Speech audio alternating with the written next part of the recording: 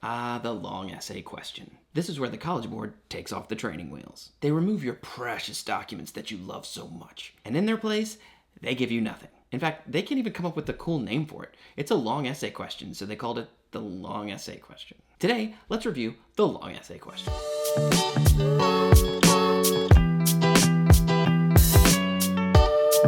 I'm not doing this. I'm not going over this with you. Why?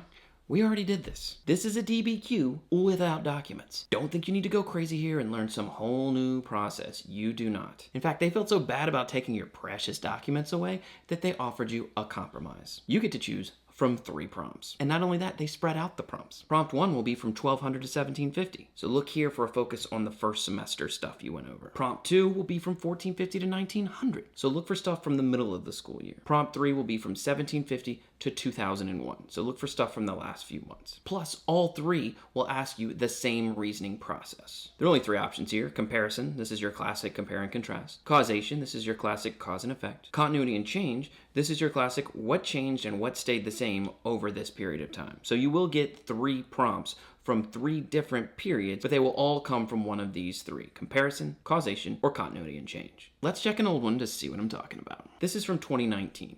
Now this is from before the new timelines of the course, so disregard the years. But notice, 3 different time periods, 1 reasoning process. For this one, it was causation. All right, I'm not writing this one for you, but I will show you that it is basically the same as a DBQ. Let's break out the old DBQ thesis stuff, talking about Roman water and all of that nonsense. All right, so these documents are obviously not going to be here.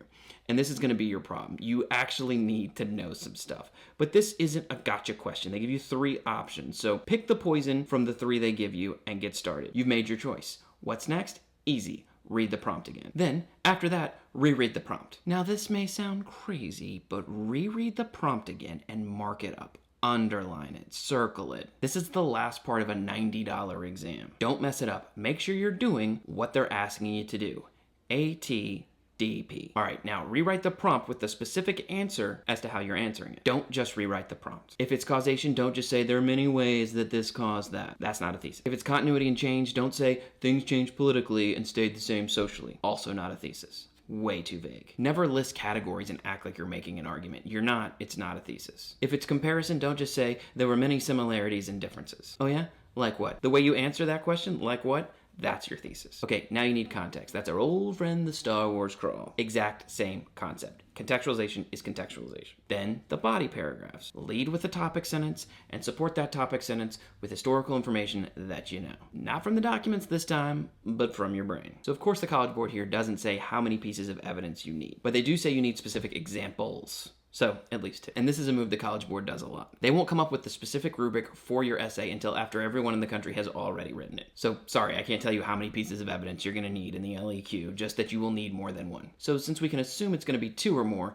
aim for 3. 3 pieces of historical evidence to support your thesis. And like I said, these are the same rules as the DBQ. If you're just describing some evidence you know, that's going to get you that 1 point. But if you're using that specific historical evidence that you know to support your thesis, that's the other point. And that's it. 1 point for thesis, 1 point for context, 2 points for evidence, 2 points for analysis and reasoning. Now, analysis and reasoning is code for doing what the prompt asked you to do. Causation, continuity and change, comparison. Oh, and that pesky complexity point. But this is like video 9,000 I've made in this countdown, so we're just skipping this point. It is not worth your time. Aim for the 5 attainable points of the 6 available. Oh man, we are getting down to it. The exam is just a few days away. What other last minute tips can I give you here?